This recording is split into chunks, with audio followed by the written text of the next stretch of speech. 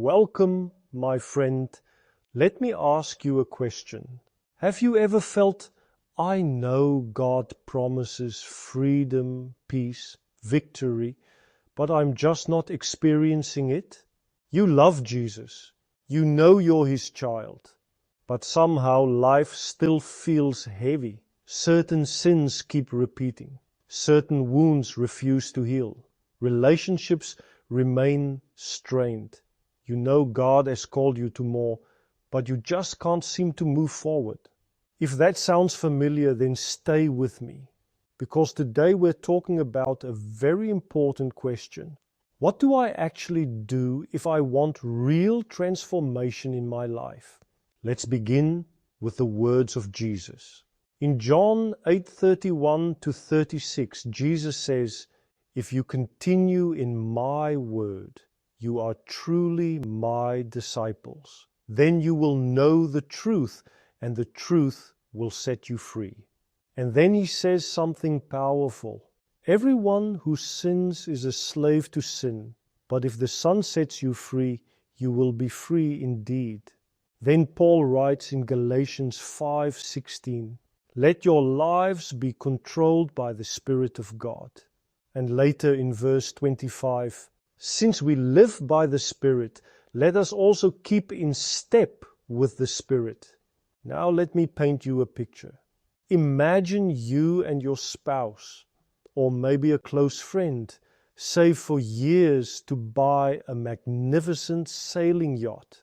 Not just any boat, a beautiful, expensive sailing yacht, equipped with incredible technology, built to travel the world. Launch day arrives. Friends and family gather around. Everyone is excited. You give a short speech. Then, instead of raising the sails, you grab oars and you begin rowing hard, sweating, struggling. Everyone watches in confusion. 2 hours later, you are exhausted, sore, frustrated, and barely 100 meters from the harbor. Soon, you're asking other people to help row. People whisper, "This is ridiculous. What are they doing? That's not how a sailboat works." Finally, someone says, "You know, this boat wasn't designed for rowing. Raise the sails. Let the wind carry you." But week after week, you keep rowing. You become tired, disappointed, bored. Eventually, you sell the yacht and conclude sailing is overrated. Sounds absurd, doesn't it?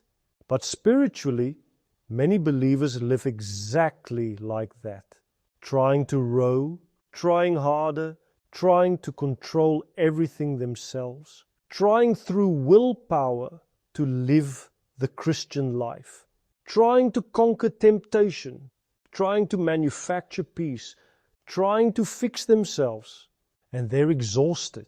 Because Christianity was never designed to be powered by human rowing. It was designed for Spirit-led sailing. The guidance of the Holy Spirit is not an optional extra. It is central. Without Him, we keep rowing. With Him, the wind, Holy Spirit, begins to move us into a completely new reality. Maybe you know deep inside that you are truly God's child. You know His Word speaks about abundant life, peace, joy, victory, more than conquerors. But your daily experience doesn't match what you believe. Something feels off. Maybe you've struggled with the same sin for years. Maybe bitterness refuses to let go. Maybe there is tension in your marriage, distance in your family, a lack of spiritual growth. Maybe you feel like you're sliding backwards instead of growing. You know God has purpose for your life, but you feel stuck, and eventually guilt creeps in, doubt creeps in. You begin wondering, what is wrong with me? So here is the big question. What must I do? What is my part? What is God's part? Because yes, Father God is always transforming us into the image of Christ. He wants us to think like Jesus, love like Jesus, live like Jesus. And that's possible because His very nature already lives inside us. But our minds, our emotions, our old habits, our learned lies still need transformation. So let me simplify this process into 4 powerful statements. Ready? Number 1, I cannot. Listen carefully. I cannot free myself. I cannot transform myself through willpower. I cannot uproot sinful habits by trying harder. Jesus said in John 15:5, I am the vine, you are the branches. Apart from me, you can do nothing. Not a few things, not most things, nothing. That is humbling. But strangely, it is also freeing, because we finally stop pretending we are our own savior. Many of our struggles are rooted in false beliefs, beliefs formed through wounds, rejection, family experiences, past failures, words spoken over us, and these lies quietly shape our emotions, reactions, and decisions. We cannot simply lecture ourselves out of them. We need something greater, which leads to the second truth. God can. You cannot, but God can. And that changes everything.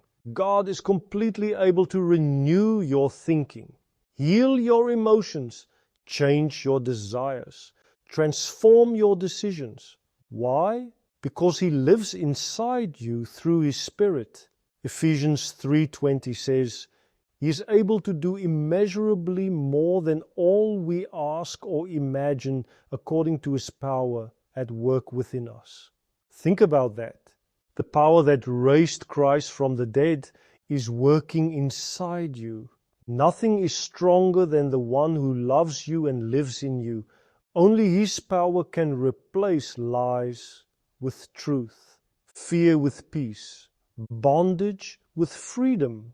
Paul says in Philippians 1:6, He who began a good work in you will carry it on to completion.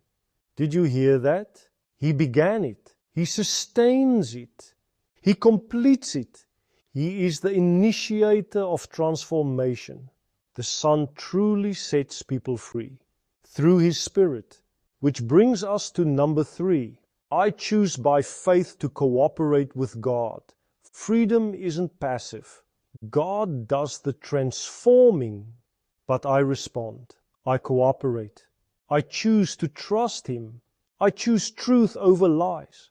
I choose surrender over self-control. I choose to raise the sails. Remember the sailboat. The sailors do not create the wind, but they do raise the sails. That is their part.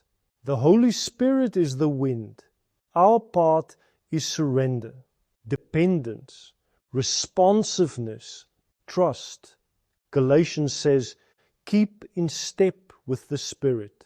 That means daily relationship, daily listening, daily yielding, not perfect performance, relationship.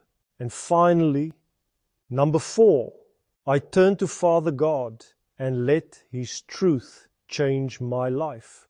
Transformation happens when we turn toward Him again and again, not away from Him, toward Him, toward His truth, toward His presence, toward His voice. The Christian life isn't about managing behavior. It's about learning to live from union with Christ. The Spirit changes us from the inside out, like wind-filling sails, invisible, but undeniably powerful. In the Old Testament, the word for spirit is also connected to wind. What a beautiful picture. You cannot see the wind, but you can absolutely see its effect. And maybe today, God is inviting you to stop rowing.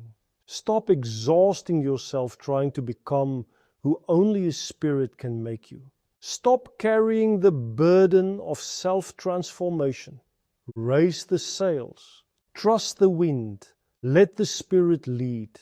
Because that's how the Christian life was designed to function. Not by frantic effort, but by Spirit-empowered surrender. And when the sails are raised, you discover something astonishing: freedom, movement, purpose, joy, adventure, and you realize you were never meant to row the yacht. You were made to sail. Thanks for listening. Keep walking in truth. Keep depending on His Spirit. And remember, if the Son sets you free, you will be free indeed.